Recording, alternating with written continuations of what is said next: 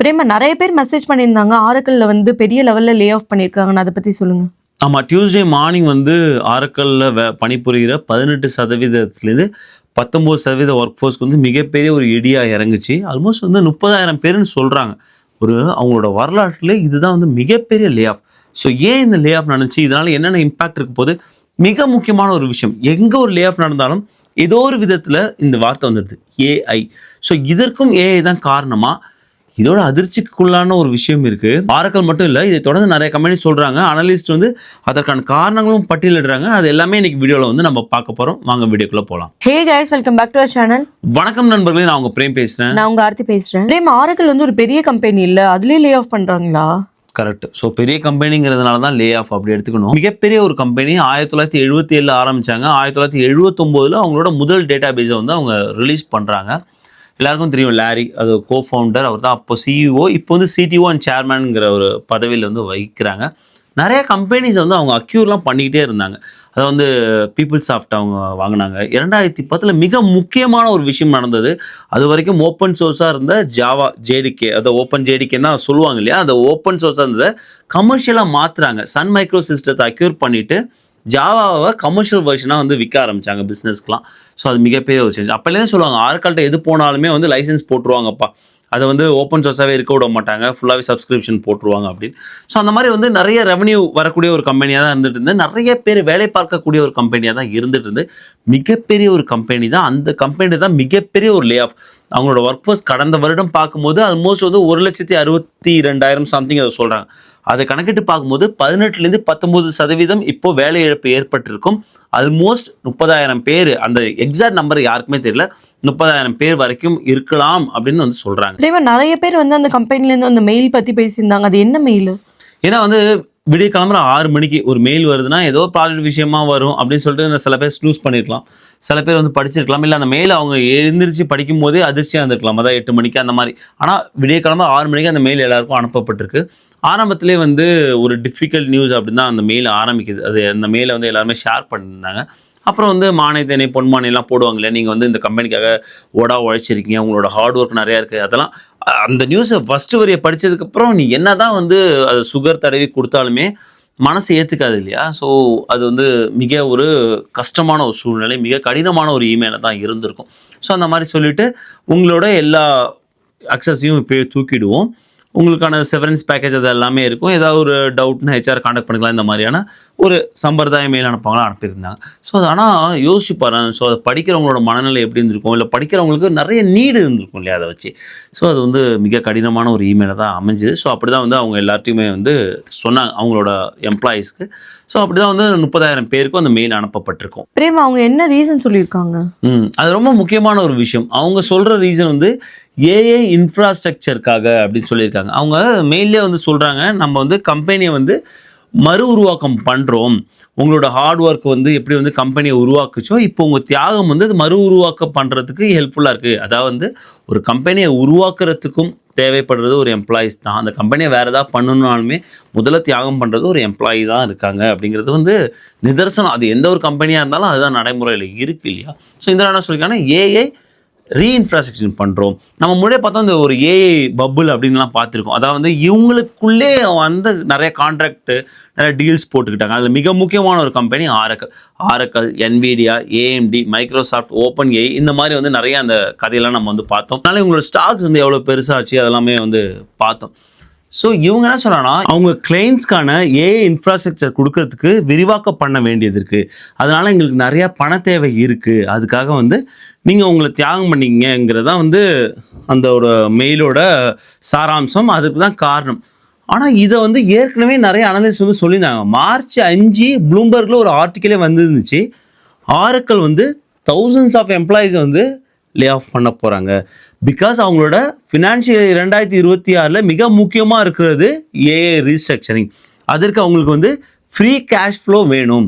அந்த free cash flow எங்கேருந்து எடுப்பாங்கன்னா, இந்த மாதிரி எம்ப்ளாயிஸை தூக்கிட்டு அதன் மூலியமாக வரும் இல்லையா. ஸோ இப்போ 30,000 பேருக்கு வந்து சேலரி கொடுக்க வேண்டியதில்லை. ஸோ ஒரு மாதத்துக்கான அந்த சேலரி அவங்க வேறு இடத்துல இன்வெஸ்ட் பண்ண போகிறாங்க. ஸோ இதுதான் வந்து நிறைய அனலிஸ்ட் வந்து சொல்லியிருந்தாங்க இந்த ஒரு ஸ்டெப் எடுப்பாங்கன்னு. அதே மாதிரி தான் எடுத்திருக்காங்க. பெர்க்லிஸ் பேங்கோட அனலிஸ்ட் சொல்லும் போது ஒரு விஷயம் சொல்கிறாங்க, ஆரக்கல் அவங்க எம்ப்ளாயிக்கு கொடுக்குற சேலரியை கம்பேர் பண்ணும்போது அவங்க காம்படிட்டர்ஸ்லாம் கம்மியாக கொடுக்குறாங்க, அல்லது ஆரக்கிளோட ப்ரொடக்டிவிட்டி கம்மியாக இருக்குது per employee compared to the other competitors அப்படிங்கிற மாதிரி சொல்லியிருக்காங்க. ஸோ இது வந்து எதிர்பார்த்த ஒரு விஷயம் தான். ஸோ அதான் நடந்திருக்கு. மிகவும் பெரிதும் பாதிக்கப்பட்டது வந்து எம்ப்ளாயிஸ் தான். பிரேம், அப்ப இதுக்கும் ரீசன் வந்து ஏஐ தானா? ஆமாம், டிஃப்ரெண்ட்டான ரீசன். எப்படின்னா வந்து இந்த ரோலை தூக்கிட்டு இதற்கு பதிலாக நாங்கள் ஏஐ கொண்டு வரல, ஏஐ மாடல் கொண்டு வரல. வேற இந்த ரோலை தூக்கிட்டு அதன் மூலியமாக வர பணத்தை நாங்கள் ஏஐயில் இன்வெஸ்ட் பண்ண போகிறோம், ஏஐ இன்ஃப்ராஸ்ட்ரக்சர் பில்ட் பண்ணுறதுக்கு இன்வெஸ்ட் பண்ண போகிறோம், இந்த மாதிரியான ஒரு விஷயம். பட் இதற்கும் வந்து காரணகர்த்தா வந்து ஏஐ தான். ஆனால் இதற்கும் மேலே ஒரு பயங்கரமான ஒரு விஷயமும் இருக்குது. அது என்னது? ஏன்னா இவங்க சொல்கிறாங்க இல்லையா, நான் வந்து ஏஐ இன்ஃப்ராஸ்ட்ரக்சர் இன்வெஸ்ட்மெண்ட்காக லே ஆஃப் பண்ணியிருக்கேன் அப்படின்னு. இதே மாதிரி நிறைய ஏஐ இன்ஃப்ராஸ்ட்ரக்சர் பிளான் நிறைய பெரிய பெரிய நிறுவனங்கள் வச்சுருக்காங்க. மிக முக்கியமாக சொல்லப்போனால் கூகுளோட தாய் நிறுவனம் அல்ஃபபெட், மெட்டா, மைக்ரோசாஃப்ட், என்விடியா போல நிறுவனங்கள்லாம் நிறைய இந்த மாதிரி பிளான் வச்சுருக்காங்க. ஸோ இவங்க என்ன சொல்கிறாங்கன்னா, ஒருவேளை அவர்களும் இவர்களை பார்த்து வந்து இந்த மாதிரி லே ஆஃப் பண்ணி அதன் மூலியமாக வர ரெவன்யூவை வந்து அதன் மூலியமாக சேவ் பண்ணுற காசை இன்ஃப்ராஸ்ட்ரக்சரில் இன்வெஸ்ட் பண்ண யோசிப்பாங்களோ அப்படிங்கிற மாதிரியான ஒரு விஷயமும் நிறைய அனலைஸ் சொல்கிறாங்க. ஸோ அதெல்லாம் கொஞ்சம் பயங்கரமான ஒரு விஷயமா தான் இருக்குது. ஏன்னா எல்லா நிறுவனங்களும் ஏஐயில் தன்னை முன்னிலைப்படுத்திக்கணும் அப்படிங்கிறதுக்காக ஒரு போட்டி போட்டுக்கிட்டு இருக்காங்க. அதற்கான நிறைய காசு அவங்களுக்கு தேவைப்படுது. இப்போ பார்க்கும்போது உனக்கு கடன் வாங்கக்கூடிய அந்த இன்ட்ரெஸ்ட்டும் அதிகமாக இருக்குது. பார்த்துட்டு இருக்கோம் இல்லையா, ஃபெட் அவங்க இன்ட்ரெஸ்ட் அதிகமாக தான் ஸ்டில் வச்சுருக்காங்க. ஸோ அதனால் வந்து இந்த மாதிரியான ஒரு ரவுட் எடுக்கிறாங்க. இது வந்து இதுக்கு மேலே போகாமல் இதோட நின்றுட்டா நல்லதாக இருக்கும்னு நான் நினைக்கிறேன். ஆமாம் பிரேமா, இந்த இயர் பார்த்ததுல இது பெரிய லே ஆஃப் மாதிரி இருக்குல்ல? கரெக்டு மாதிரிலாம் இதுதான் பெரிய லே ஆஃப். ஆரக்கிளோட ஹிஸ்ட்ரியிலே தான் பெரிய லே ஆஃப். இந்த வருஷத்தில் இதுதான் பெரிய லே ஆஃப். நீங்கள் லே ஆஃப் டாட் எஃப்ஓஏ எடுத்துகிட்டு பார்த்தீங்கனாலுமே வந்து இது வரைக்கும் ஒரு 42,000 பேர் வந்து லே ஆஃப் பண்ணியிருப்பாங்க. ஸோ இது ஆட் ஆகும்போது எங்கே போய் நிற்க போகுதுன்னு பாரு. 2025 பார்க்கும்போது லே ஆஃப்ஸ் டாட் எஃப்ஓஏயில் மொத்தம் பார்க்கும்போது 1,25,000 30,000 அந்த இதுக்குள்ளே தான் வந்தது. ஸோ அதோட பாதி அளவை வந்து சீக்கிரமாகவே ரீச் பண்ணுறாங்க. ஃபஸ்ட்டு 4 monthsலேயே ரீச் பண்ண போகிறாங்கங்கிறது ரொம்ப பயங்கரமான ஒரு விஷயமாக தான் இருக்குது. ஸோ இது எங்கே போய் முடியும்னு தெரில. பட் ஸ்டில் நம்ம பொறுத்து இருந்தால் பார்க்கணும். 30,000 பேர் சொன்னீங்கல்ல லே ஆஃப் பண்ணியிருக்காங்க, எல்லாமே வந்து யூஎஸ்லேருந்து லே ஆஃப் பண்ணியிருக்காங்களா இல்லை இந்தியாலேயுமா? இல்லை, இவங்களோட ஹெட் குவார்ட்டர்ஸ் வந்து யூஎஸ்ஏல இருந்தாலுமே இந்தியாவிலையும் இவங்களுக்கான மிகப்பெரிய ஆஃபீஸ் இருக்குது. நிறைய பேர் ஒர்க் பண்ணிட்டு இருக்காங்க. மிகப்பெரிய லே ஆஃப் எங்கே நடந்திருக்குன்னா இந்தியாவில் தான். ஆல்மோஸ்ட் இந்த ஓவரால் கவுண்டில் 35 to 40% வந்து லே ஆஃப் பண்ணியிருக்கக்கூடிய வாய்ப்பு இந்தியாவிலேருந்து தான் நிறையா இருக்குங்கிறாங்க. பிலிப்பைன்ஸ்லையும் லே ஆஃப் பண்ணியிருக்காங்கங்கிறாங்க. உருகுவே, மெக்சிகோலையும் லே ஆஃப் பண்ணியிருக்காங்கங்கிறாங்க. யூஎஸ்ஏலையும் மிகப்பெரிய லெவலில் லே ஆஃப் நடந்திருக்கு. யூஎஸ்ஏல எங்க? யூஎஸ்ஏல இவங்களோட headquarters I think Australia இருக்குன்னு நினைக்கிறேன். பட் இவங்களோட கம்பெனிஸோட ப்ரெசன்ஸ் எல்லா இடத்துலையுமே இருக்குது. சியாட்டில் டவுன் டவுனில் இருக்குது, டென்னசியில் இருக்குது, மிசோரி கான்சஸ் சிட்டியில் இருக்குது. ஸோ அப்படி நான் பார்க்கும்போது எக்ஸாக்ட் நம்பர் தெரில. வாஷிங்டன் ஸ்டேட் சியாட்டில் டவுன் டவுனில் 2 ஆஃபீஸ் இருக்குது. அங்கேருந்து ஆல்மோஸ்ட் 500 எம்ப்ளாயீஸை வந்து லே ஆஃப் பண்ணியிருக்காங்கன்னு தெரிய வருது. கான்சஸ் சிட்டி மிசோரியில் வந்து ஒரு 500க்கும் மேற்பட்ட எம்ப்ளாயீஸை வந்து லே ஆஃப் பண்ணியிருக்காங்கன்னு தெரிய வருது. இன்னும் நமக்கு வந்து ஃபுல் பிக்சர் கிடைக்கல. பட் ஸ்கேட்டர்டாக எங்கெல்லாம் இவங்க ஆஃபீஸ் இருக்கோ அங்கேருந்து இந்த லே ஆஃப் நடந்திருக்குன்னு மட்டும் நல்லாவே தெரியுது. லே ஆஃப் பண்ண எல்லாருமே டெக் ஒர்க்கர்ஸா? டெக் ஒர்க்கர்ஸ் மட்டும் இல்லை, எல்லா டிபார்ட்மெண்ட்டும் சேர்ந்த ஒர்க்கர்ஸுமே வந்து லே ஆஃப் பண்ணியிருக்காங்க. எகைன் வந்து ஸ்கேட்டர்டாக டெக் ஒர்க்கர்ஸும் இருக்காங்க, ரெக்ரூட்டிங் டிபார்ட்மெண்ட் பார்க்கும்போது ஹெச்ஆர்ஸும் இருக்காங்க, சேல்ஸ் அண்ட் மார்க்கெட்டிங்கும் இருக்காங்க. இப்படி வந்து அக்ராஸ் த போர்டு தான் வந்து அவங்க வந்து லே ஆஃப் பண்ணியிருக்காங்க. பட் பெரும்பான்மையான டெக் ஒர்க்கர்ஸ்க்கும் பாதிப்பு இருந்திருக்கு. நிறைய வந்து ஆர்டிகல்ஸ் வந்து வந்துகிட்டே இருக்குது. ஸோ இந்த லே ஆஃப் சம்மந்தமாக அதெல்லாம் ரொம்ப கொஞ்சம் அதிர்ச்சிக்குண்டான ஒரு விஷயமா தான் இருக்குது. ஐ திங்க் எல்லா இடத்துலையுமே இப்போ அந்த மாதிரி ஒரு சுச்சுவேஷன் இருக்கு போல இல்லை பிரேமா? ஆமாம், எல்லா இடத்துலையும் ஒரு பதட்டம் இருக்குது. ஏன்னா இப்போ தான் ஒரு வாரத்துக்கு முன்னாடி மெட்டாவில் வந்து hundreds of employees, I think வந்து 700 சம்திங் நினைக்கிறேன், எக்ஸாக்ட் நம்பர் தெரியல, லே ஆஃப்ஸ் டாட் எஃப்ஓஏல குறிப்பிட்டிருக்காங்க, டெக் ஒர்க்கர்ஸ் தூக்கியிருக்காங்க. ஸோ இப்படி வந்து hundreds and thousands of employees அப்படியே உள்ளே வரும்போது அது மார்க்கெட்டில் நிறைய டெக் ஒர்க்கர்ஸோட அவைலபிலிட்டி இருக்கும், வேலை வந்து வாய்ப்பு கம்மியாக இருக்கும்.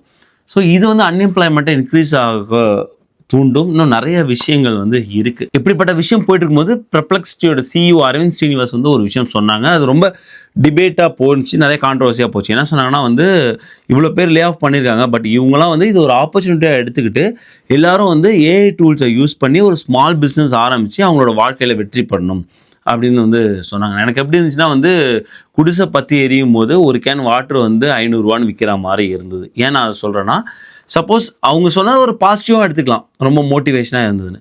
பட் அந்த இது வந்து ப்ராக்டிக்கலாக பாசிபிளாக இப்போ 30,000 பேர் தூக்கிட்டாங்க, 30,000 பேரும் ஏஐ டூல் யூஸ் பண்ணி அவங்க ஆரம்பிக்க முடியுமா? புரியுது, ஏஐ டூலாக அவங்க இதன் மூலியமாக வந்து அவங்க வந்து ஒரு என்ன க்ளோரிஃபை பண்ணுறாங்க, இல்லை அதை இன்னும் கொஞ்சம் மார்க்கெட்டிங் பண்ணுறாங்கன்னு புரியுது. பட் அந்த தூக்குன ஆட்களோட பேக்ரவுண்ட் நமக்கு தெரியாது. யாரோ ஒருத்தவங்க வந்து ஒரு சிங்கிள் மதராக இருக்கலாம், அவங்களுக்கு வேலைக்கு போயிருக்கலாம். யாரோ ஒருத்தரோட மகன் வந்து காலேஜ் சேர்றது அடுத்த வருஷம் வந்துருக்கலாம், அதற்காக பணம் சேர்த்துருக்கலாம், அவருக்கு வேலைக்கு போயிருக்கலாம். இப்போ தான் கல்யாணத்தை வச்சுட்டு இந்த வேலையை வச்சு தான் கல்யாணமே நடக்கக்கூடிய ஒரு மகனாக இருக்கலாம், யாராக வேணால் இருக்கலாம் இல்லையா வேலைக்கு போயிருந்தது.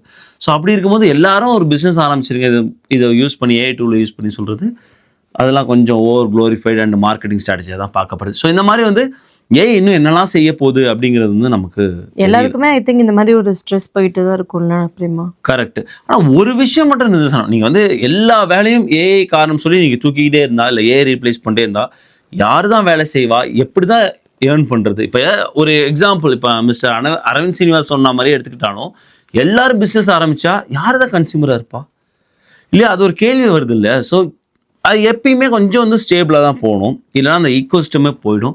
ஸோ அதனால் எந்த அளவுக்கு இன்னும் போகும் அப்படின்னு தெரியல. ஸோ நம்ம பொறுத்திருந்து தான் பார்க்கணும். பட் நம்ம எல்லா வீடியோவும் சொன்ன மாதிரி தான் இதுலேயும் சொல்கிறது, உங்களோட நாலேஜை ஸ்கேல் அப் பண்ணிங்க. கண்டிப்பாக வந்து AI டூலை நீங்கள் யூஸ் பண்ண ஆரம்பிச்சிருங்க.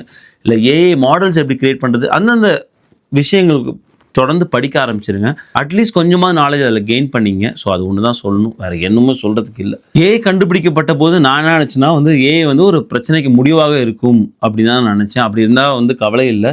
அது இல்லாமல் ஒரு முடிவில்லாத பிரச்சனையாக போயிடுச்சுன்னா அது வந்து பல பேரை பாதிக்கும். ஸோ அப்படி இருக்கக்கூடாதுன்னு நம்ம வேண்டிப்போம்.